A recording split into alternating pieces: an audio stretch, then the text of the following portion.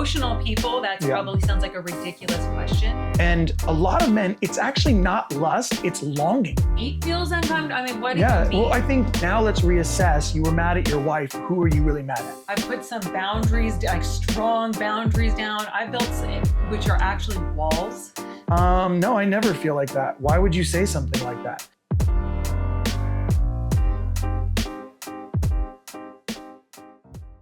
Okay, so this is what I've been going through a little bit lately, and I wanted to see what you thought about it.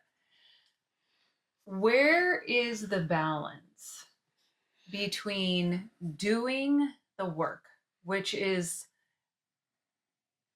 doing the internal work of finding out, what am I really feeling? What am I thinking? Going through that personal journey. What has hurt me? What has made me feel the way I feel? And becoming completely self-absorbed and making all of this about me. I find that I'm constantly like, if I get into this place, which I know there's something healthy about, obviously, I mean, this is the work we do. Inner work. Where's the feeling coming from? Tap into the emotion. What, how are you feeling in a situation? Becoming in tune with all of that. And yet at the same time, being able to live in a world where I recognize, actually, I'm second. Actually, I'm not the most important thing happening in this room right now. Actually, my job is to serve, and my job is to lay myself down. I think and this is my opinion on it, is that the part of the question that is, I think, is not framed correctly is the word balance. And I think that always becomes like what we're trying to do. It's like, well, am I doing enough of this right now, and enough of this and enough of this? And then the hard part is, if you have 2 things, balance becomes easy. You have 4 things, a little more difficult, 6, 20, 40, 50, 60 things you're trying to balance. You're never going to get it. It's never going to work out. The math is never going to be balanced. I think the more appropriate word is what season am I in? And what circumstances am I under in order to give what I need? Am I present enough to give what this relationship, this circumstance requires of me? And I guess the way this might not be it's the only analogy that comes to my head right now, is like, say I know how to change the brakes on the car. Mm-hmm. Okay. I don't walk around trying to change everybody's brakes on everybody's car at all times. I'm not a brake changer. It's not that like I'm trying to do that everywhere. It's something I can do when it's needed of me. And I think the work is a preparatory action or a preparatory training so that in season I can utilize those tools to provide care and containment for those I love.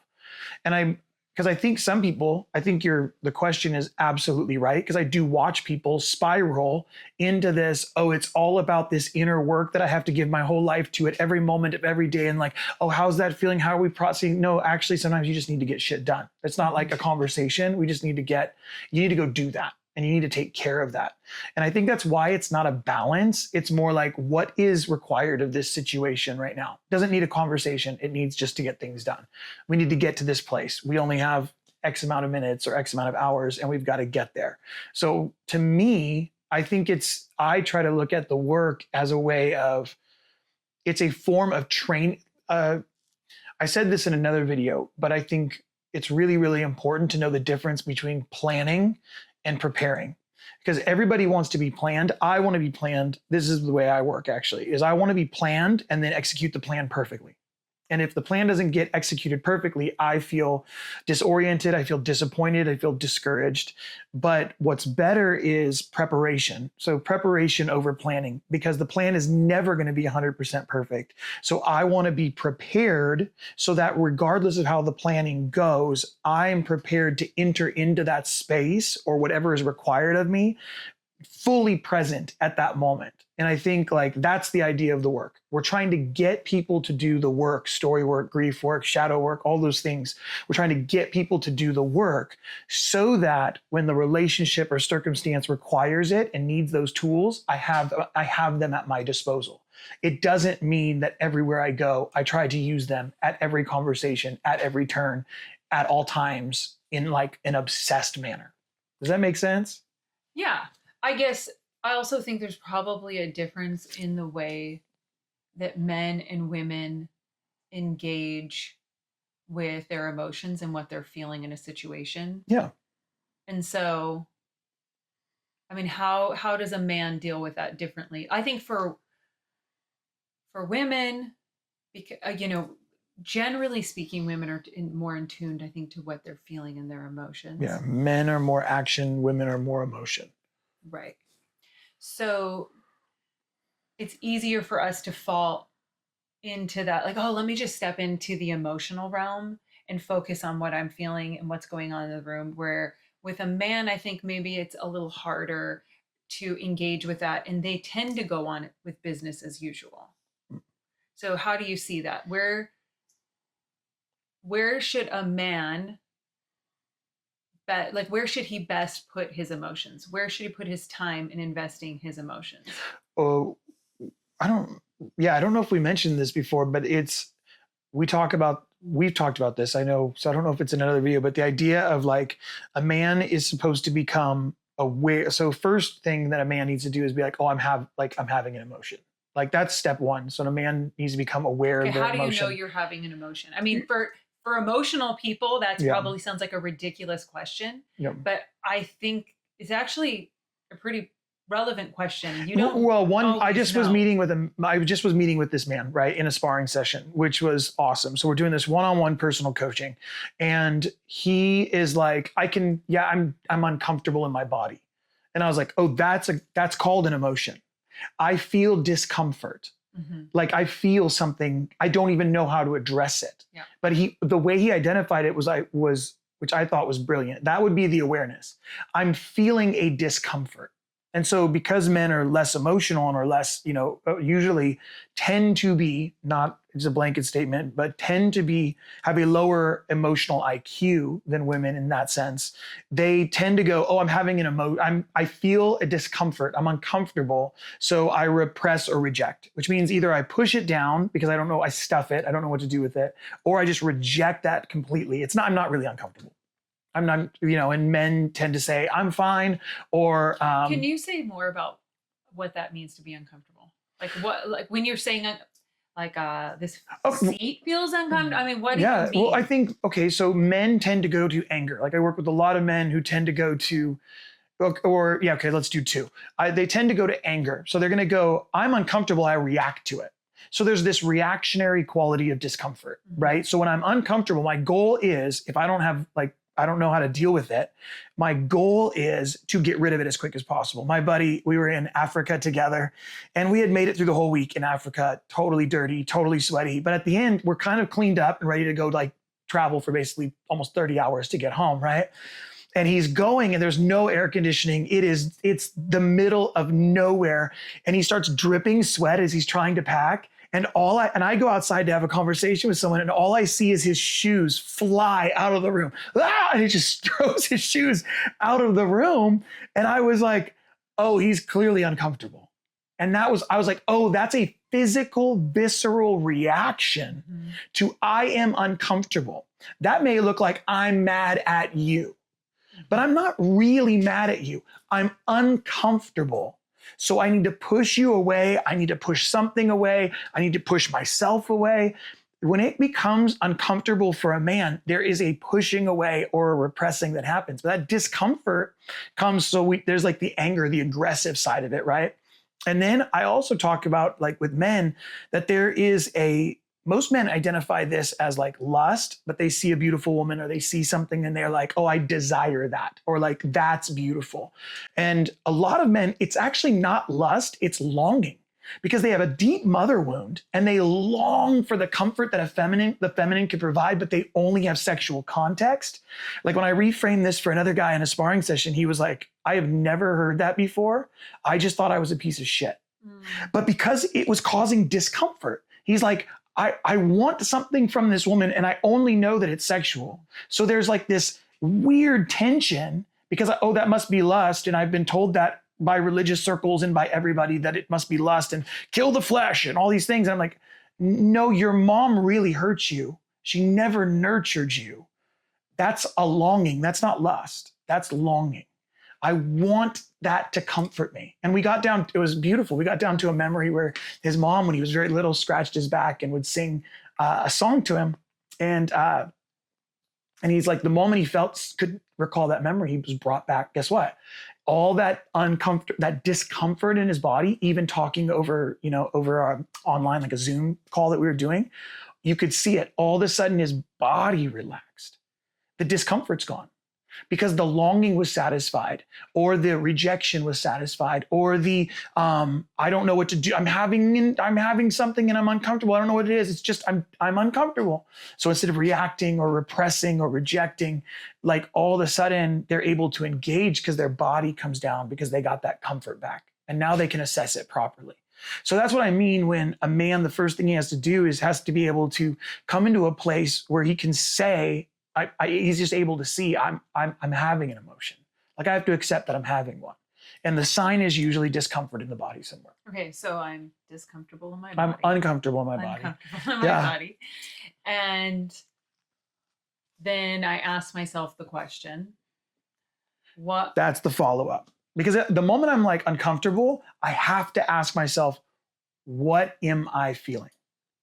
Like, what is that? What am I feeling right now? And I say start with the 4 core emotions. Yes, there's a ton of other emotions, blah, blah, that's great. There's tons of wheels you can download. I think we even have one on the Fight website at thisisthefight.com. We have an emotions wheel or a soul list that kind of gives you just, hey, I'm going to point at, I know the big ones, and then I want to get more nuanced. But the big 4 is just like, am I mad? Am I sad? Am I afraid? Or am I happy? Now, happy is easy to assess. Clearly, if there's joy, then there's pleasure, then there's all the other stuff that comes with it. But am I mad, sad, or afraid? Like, which one is it for me? Am I, and being able to address that for a man, that will bring a lot of comfort to his body. Because just like it'll help replace that discomfort with a degree of peace. Okay, so I decide I'm mad. I'm mad. Then what do I do? Okay, now, if I'm mad, number one, this is a big deal.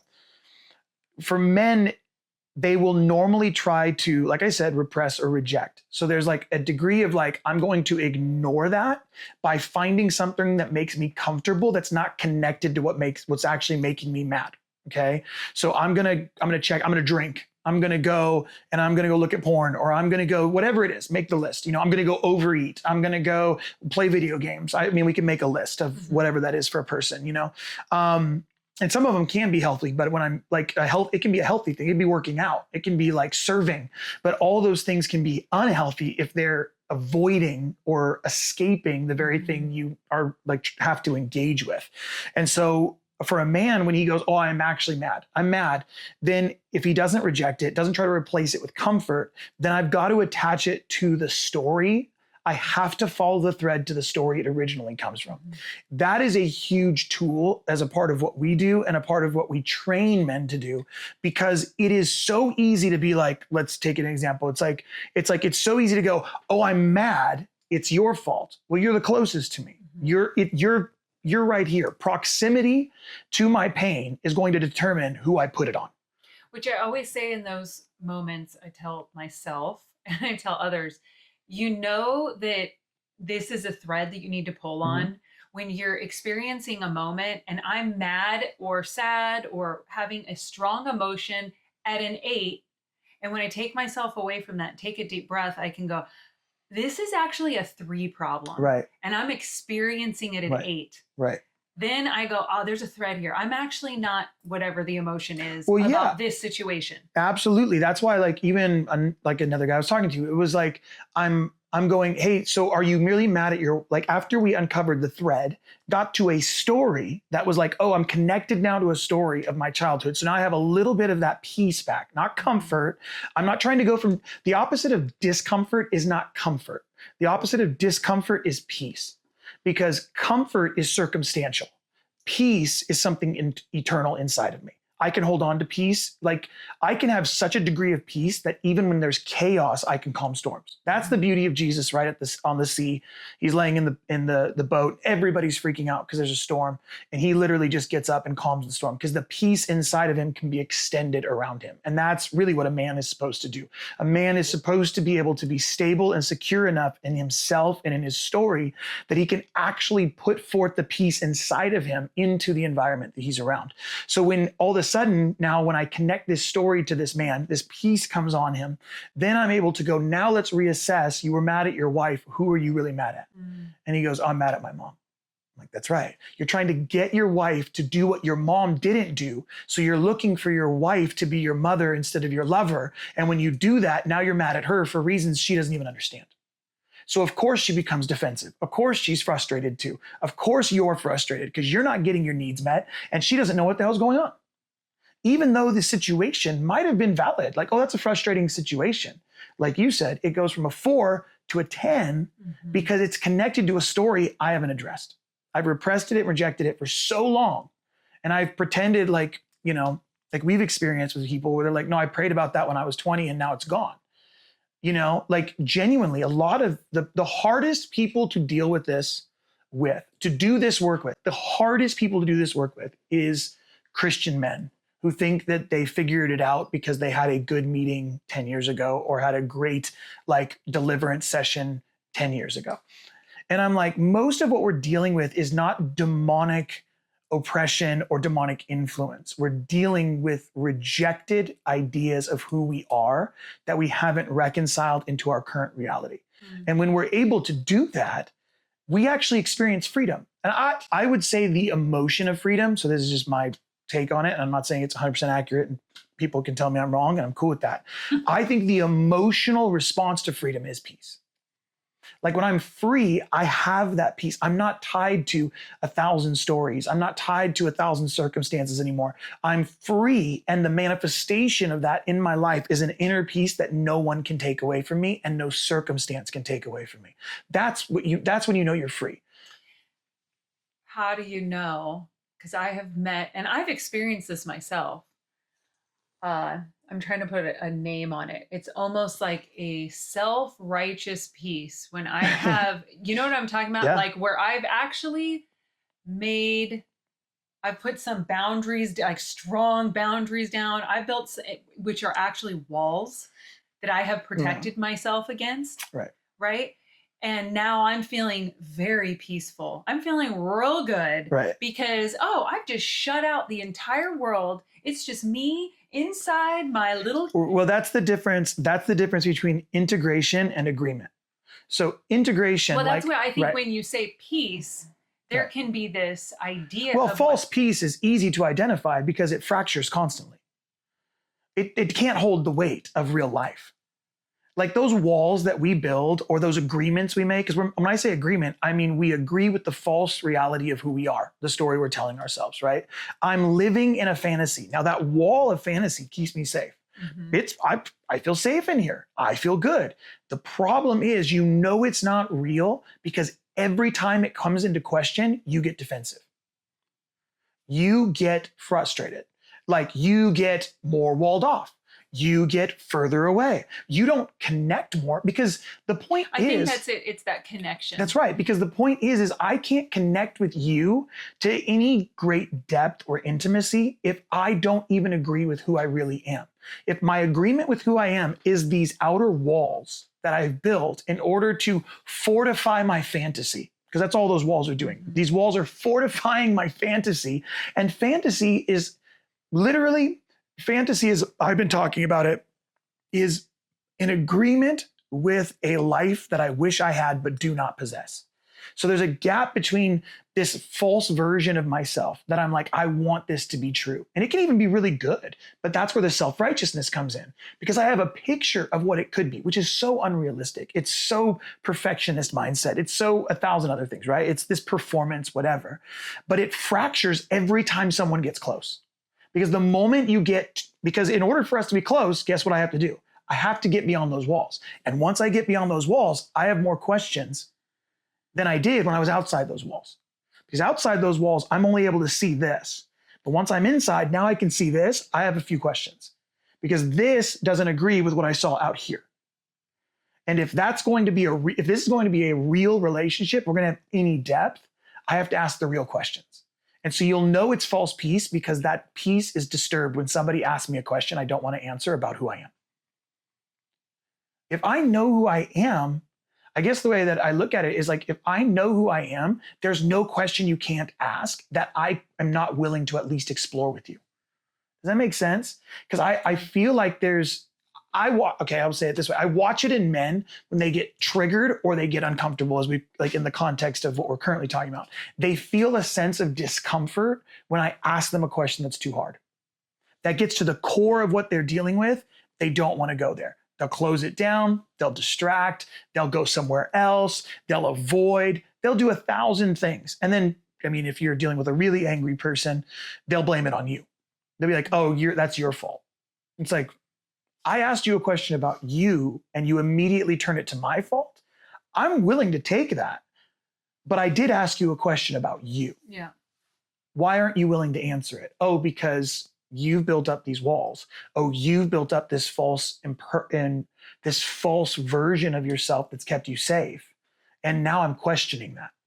You know, in shadow work, we talk about that as it's the collapse of the shadow. Like that's when the shadow begins to collapse because the projection, that's what it is. That your projection of false self begins to collapse because I'm now questioning it. You know, we talk about the story of the lindworm, and the story of the lindworm is this giant worm, you know, super ugly, and he's the older brother who's got to get married, and this bride finally comes after he's devoured all these women, and she gets wrapped up, and you know, she's about to get devoured like all the other women, and she looks up at him and goes, "You're so much more beautiful than I could have imagined," and it throws the serpent off. Because all of a sudden it's like, I'm not going to agree with this wall you've built. I disagree with that projection. I disagree with it. And now the piece starts to fall apart of this giant protection mechanism. And I have to decide at that point, like the person has to decide in their self-righteousness, am I going to prove that that wall is correct? And look how hard I've worked and look at all the things. I do this all the time. Like I'm like, but look at how hard I worked and look at all the good I've done. And it doesn't really mean shit. It doesn't actually amount to anything except for a false identity because the real version of myself is behind all those things. And we all have that. So just FYI, like, anybody listening that's like, oh, I don't do that, that's total bullshit. Everyone does it to some degree. It is the thing that keeps us safe. Total and utter complete vulnerability is probably only something we're going to experience between us and God. I don't know if we'll ever get that between a person fully. I think we can get as close as possible. I love that. I think we should pursue it. But I think our depravity is so deep that we don't even want to bear witness to some of the things that are buried deep, deep inside of us. Or do we have capacity to even engage it? I'm not even sure we have capacity to engage it. And if we really looked at it and saw it, it would crush us. Well, and do you have people around you who can engage that with you? Most people don't. Yeah. Well, and again, even those people, I mean, we have been married for 23 years. Other people have been married for 50. There is I think it's Elaine de Botton who talks about this. He says like, it's great. Like, you know, when you're in young love, you're like kind of talk about it and like, oh yes, oh my God, I see you, I witness you, you're so beautiful. Oh my God. Oh, you struggle with that. I've struggled with that too. Oh my gosh, it's been my way. Tell me more. And then you get levels deep and like, you know, you're a few years in and all of a sudden something spills over in that same vulnerability and freedom. And the other person is like, no, I never feel like that. Why would you say something like that? So there's like these levels of like, even with deep friendships and deep relationships, there's no degree. I don't think we're being fake. Like, let me be clear about that. I think some people will hear that and go, well, I'm always honest all the time. I'm saying, I don't know if there's any person on planet Earth who sees themselves fully right. Like, I get that you're being as honest as you can be. I get that. But I don't even know if we as human beings have the full capacity to see ourselves like as we really are. Well, especially because who you are changes That's situationally. right. So you haven't experienced every situation. So you Right. really don't know I don't know who I am when this happens. I don't know who I am when this doesn't happen. When Oh, I have this type of disappointment, I right. don't know who I become. Right, which is why the church is so wild. Because, oh, you're a good Christian inside the four walls where you're singing the songs that everybody agrees with you. That's epic. Like, good job. Congrats. I mean, that's awesome. The degree of containment is pretty great for things that you're really passionate about. That's awesome. Does it work at, like, down the road in the homeless shelter, like with people on like heroin and meth? Like those, we're gonna go in like I ask this all the time because I've sang on streets. I can say this with some degree of authority. Like this, I've done this. I've preached on street corners. I've led worship on the streets in multiple nations. It's not to try to say that that's an environment changing way of doing faith is not accurate, because the idea is, like you're saying, I have a version of myself that operates super well inside the church where there's containment and context and all these things. I can say certain things, sing certain things. You take that outside of the containment, outside of the context, throw it into another context and just expect it to work. That's insanity, because it actually requires a version of myself that is refined to serve this space. I guess that's what I'm trying to get at in the context of what we're saying. I'm trying to get to a space where my goal is to serve. Like, how do I take who I am and make it of service to the people I'm around, to the community I'm around, to my wife, to my kids? Because the ultimate form of identity and the ultimate form of the work we're talking about, when we go from identifying or from knowing I'm having an emotion to identifying the emotion, to following the thread, to owning the story so that I can own a degree of peace and live in a degree of freedom. The goal of that entire work is not for me to look in the mirror and be like, damn, I'm awesome. The goal is, now I can be of greater service to my wife, to my kids, to my community, to my family, which is what I'm saying about even the church context. Because in that context, it's easy to do that. But to take that same degree of freedom and peace and just serve, not try to accomplish anything or make something happen or prove something, just to serve from that place of peace, to sacrifice and submit from that place of peace. I've not always been good at that. I'm not saying I am. I'm saying I'm totally rebellious in probably 1,000 ways. But I know that's the purpose. Mm-hmm. I do know that.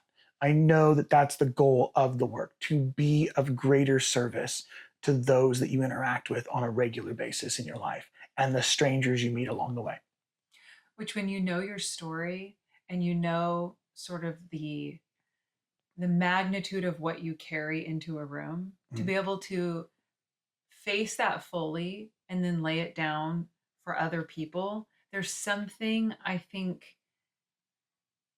because I mean, it's like I can go out and I can like, oh, I'm going to serve. I'm going to go out and I'm going to lay my life down. Yeah. But if I don't really know what I'm laying down, yeah, it just doesn't mean as much. Yeah. If you don't like yourself and then you go and sacrifice your life on something, right, you're not sacrificing anything. Mm-hmm. Like, if you don't believe you have value and then you go and serve and sacrifice for others, you're giving away what you believe is garbage. So what the hell does that mean? You have to have a high degree of self-worth in order for how you serve others to be an actual sacrifice. Mm-hmm. That, again, that is why what Jesus did is so powerful. He knew exactly who he was. That is why he has to be 100% God and 100% man. He has to retain ownership of his identity and then choose to give that up for the sake of service and sacrifice. That's why the model for manhood is that. That's why Jesus is the perfect example of what it means to be a man. I know who I am. I know what I've done. I know in my context, or even David's context in scripture, the man after God's own heart, like, he knows how wicked he is. He knows that he's been chosen, but he knows his deep goodness. He knows what he's capable of, and he puts that all into service of others. Like that is the truest form of what it means to be a man. I take all the work I've done and put it in service. And the more I know I have a value for me, the more work I do in identity, the more work I do in all the story stuff. We're talking about grief work and shadow work, the other things that we do, and we're pulling on all these threads.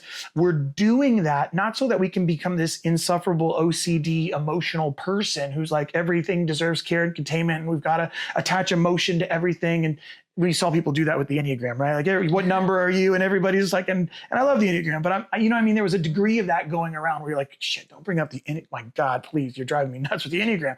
It's because at the end of the day, that's not the goal of it. The goal is if I know who I am, I know what I'm capable of, I know my value, I have self-confidence, self-worth, I put that into service as a man. Mm-hmm. I take that and I put that into service so that as I sacrifice, I know it's a sacrifice. Because I could be over there doing that and I'm not. We experienced this actually. We experienced this in a counseling session. Do you remember that? We went in. Refresh my memory. We went into the counseling, and we were having this first time we had met with him. I met with him several times, or I don't remember how many times. And then we went and met together. And he's like, "Okay, this doesn't make any sense to me." There's a whole lot of conversation around it, but to the point, he goes, "Well, this doesn't make any sense to me, because if you could be leading worship and she says you're that good at it and you're called to it and like you shift rooms and you do all these things and this is how great it is, like, why are you not doing that?" And I think we both recognized at that point, because we've talked about it in a different context since, it was like, "Oh, you can't help me anymore." This specific guy, like, "Oh, you can't help me anymore." Yeah. Because you can't see that by putting that on the altar, I'm giving my family something that no one else can give them. Mm-hmm. There might be 1,000 men who can come and bring you money, better looking than me, can probably provide better security, better stability, can do 1,000 things. Yeah. I am the only man on earth who can take that specific calling, that specific gift, those specific abilities, and put them on the altar for the sake of our marriage and for the sake of our family in order to choose something better. Mm-hmm. And that is what we're talking about. "Oh, this is what I'm good at." No, you don't understand. The Lord has called me. No, you don't understand. Like, I have to do this for the Lord. No, you don't. Bullshit. You don't have to do any of that. At that point, you're doing it for you. Mm-hmm. Because when you know how valuable it is, and then you lay it down, that's when you get the increase. That's when you get the blessing from it. And everybody thinks doing the thing is the blessing. Everybody thinks benefiting from the thing is the blessing. Yeah. And I'm like, no, it's the exact opposite. Knowing, look at, you don't believe me, that's fine. Billy Graham, on his deathbed, we all know the story. Mm-hmm. When they go, "Billy, what would you have done differently?" He's like, "I would have done less." This is Billy Graham. Like, go ahead. Like, he finished well. Everybody knows that. Great. The dude says, I would have done less crusades. Which means, by the way, his numbers of salvations would have gone down. Like, you know what I mean? All the marks on everybody else's belts that they're trying to tally up, these guys who have gone before us and have done it have said, "I wouldn't do that again. I would do less." You know, and even I'm back in reading. I don't think I told you. I started reading Final Quest again by Rick Joyner because I brought it up to Sean, and then I was like, "Oh, dude, you should read this." And so he started reading it, and I was like, "I got to read this book again." And I'm like reading it, and I'm like, again, I'm reminded of when he walks up into the great multitude in heaven, sees one of his heroes, and it's like, "This must be the highest place in heaven," and the guy is like, "This is the lowest." And then his wife comes up behind him and is like, "Because he chose ministry over family, this is where we'll spend eternity." And I'm not trying to be theological with that statement or trying to whatever. I'm more just making a statement on the fact that even good things can hinder us from the great things we're meant for if we don't know what the great things in our life are in service to. Especially in a culture that is always this just makes me, I know we're talking about men, but as a woman, yeah. I feel like as a woman who, I'm a pretty strong woman. I could probably do a lot in the workplace. I could run a company. I could do the things, and I've felt so, anytime I get outside of my little home and I'm with other women, it's like, "Oh, what are you doing? What are you going to do?" Like, "Oh, what's your calling?" And like, and it breaks my heart for so many women who don't realize the most valuable thing Yeah. that you could ever do with your life is have children and stay home and raise them. You're bringing up something that's so interesting. I don't know, it's coming to my mind right now, and on this exact topic, which is in the season of the House of Prayer, what was the most consistent word you got though? Do you remember what they would always give you? Like, Besides Jesus loves you? No, I yeah, don't know. going into business. Oh, Remember? yeah, yeah, Here's yeah, what's yeah, so this is yeah. my point. Okay, That's my yeah. point with this. It goes right along with what I just said, which is I wonder, and I'm just making this a statement, everybody can Mm-hmm. figure it out in their own lives. I wonder how many prophetic words we get that are actually opportunities to lay down who we think we are for who we could possibly be. Mm-hmm.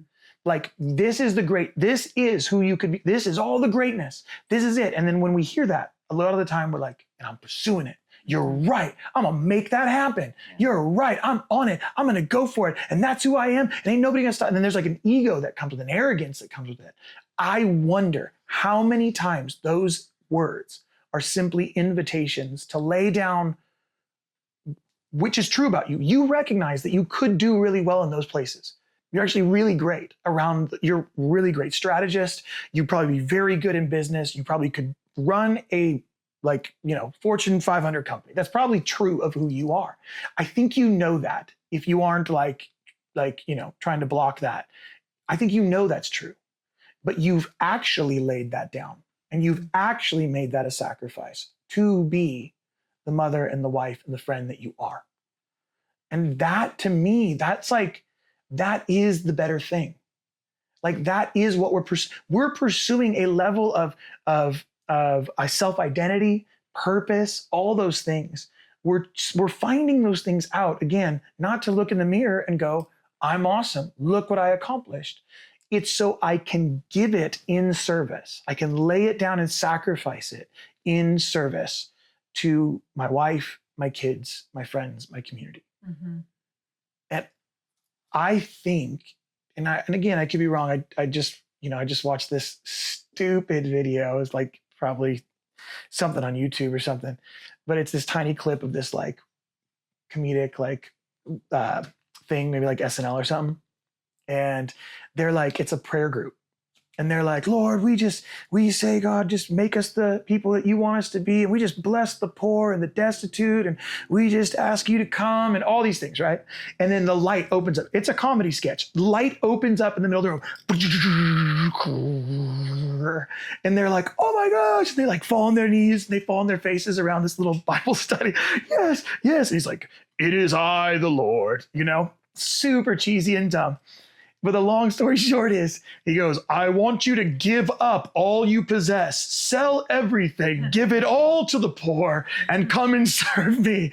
And they start looking at each other, and they're like, okay, just so we're clear, Lord, this is you, and it's like everything. And they're like, and they go back and forth, and then finally they look at each other, and then one of them screams out, this house is haunted. It's haunted. And they all run out of the house.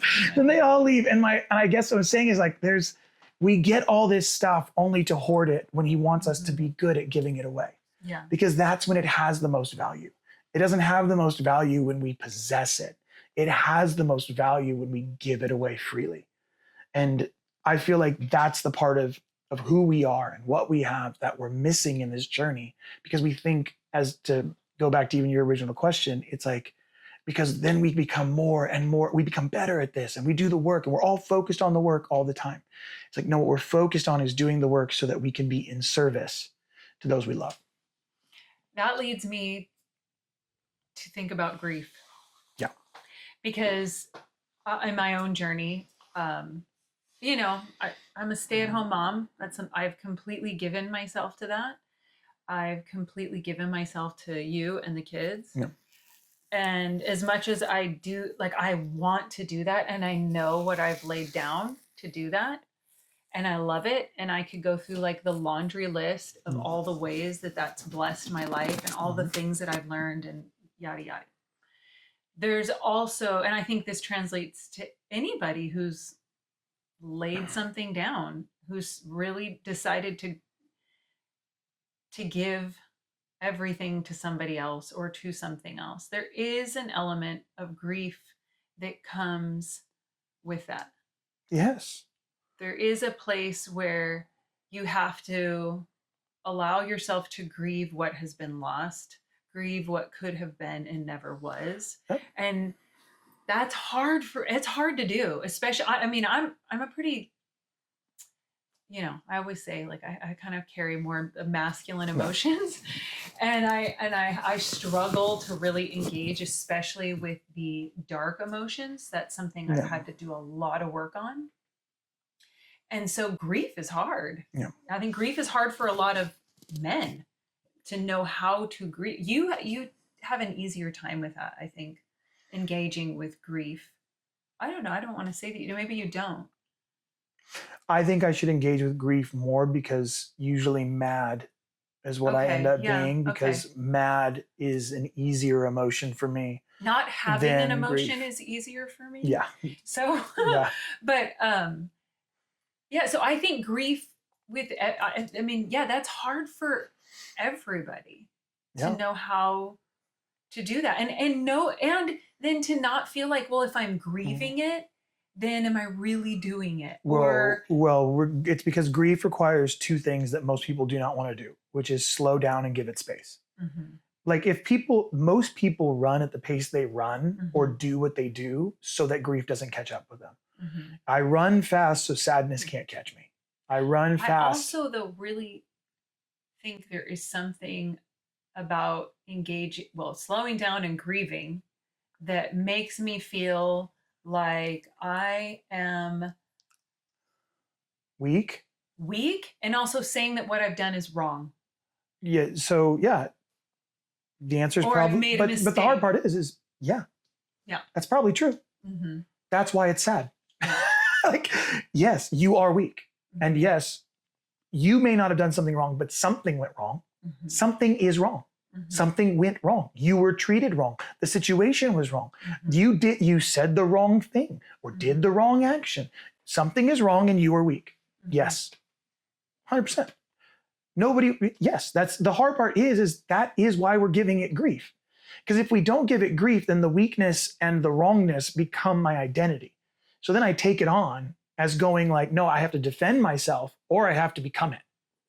So then I go, oh, okay, well, at the end of the day, I guess I'm just weak. I can't do anything.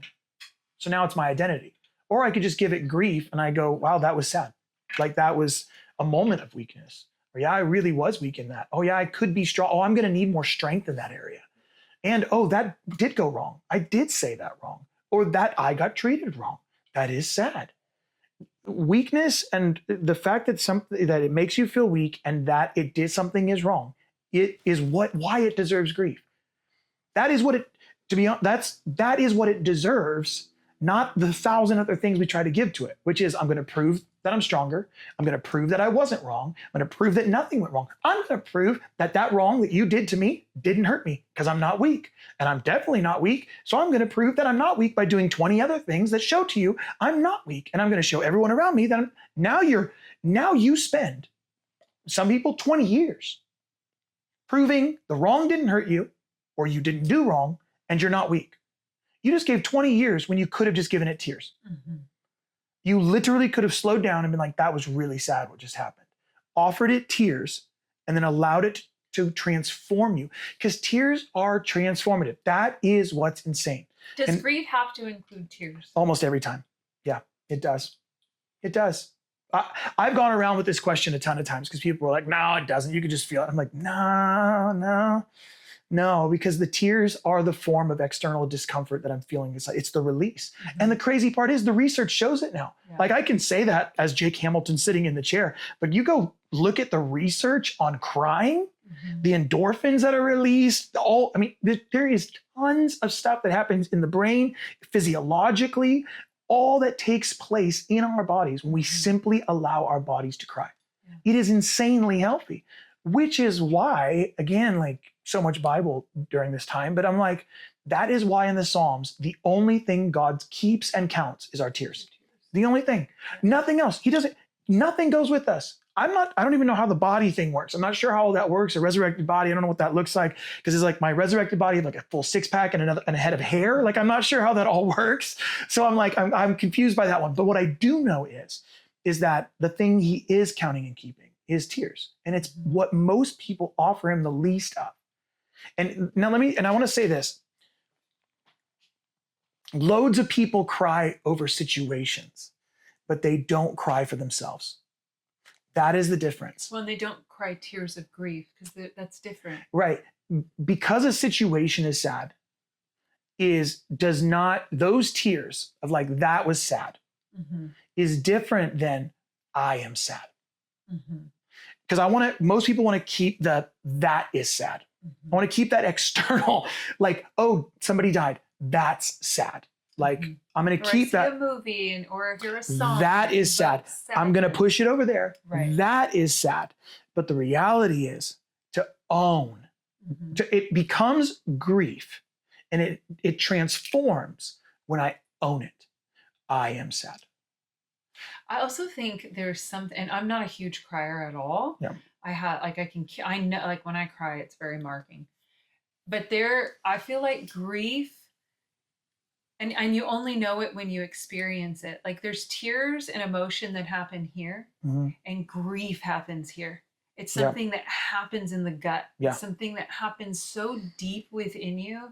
You feel the rising of it and the pouring out. It is the Spirit. I think it is the work of the Spirit. I'm not saying I have like proof or theology or a verse to back that up. I'm simply saying that we recognize that what you're saying, it comes from the gut.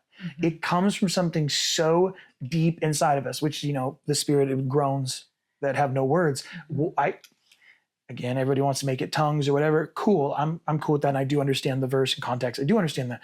But I'm like, oh, what if tears are a portion of that? Like, what if that groaning without words too is part of that is just tears? Like that deep guttural thing that happens when I give myself to grief, because God is weeping over it too. Like that thing that happened to you when you were 8 that nobody else knows about it, you're the only one who can offer it tears now. I can't offer it tears. I can have empathy and give you tears with you, but I don't know the 8-year-old. Only you do. So when you offer that 8-year-old tears and you go, I am sad, that 8-year-old finally has permission to go, I'm sad.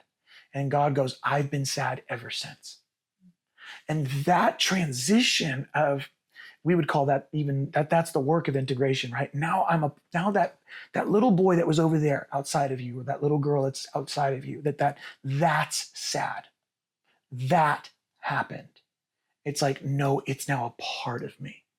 And it's a part of me that's been sad for 30, 20, 30, 40 years.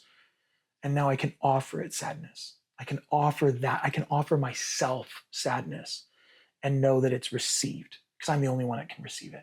Outside of God, like, I'm the only one that can fully receive it at the depth of who I am. So it has to come from that gut space, that deeply spiritual place of like, I see that boy, I see that little girl, and I am sad, not that sad.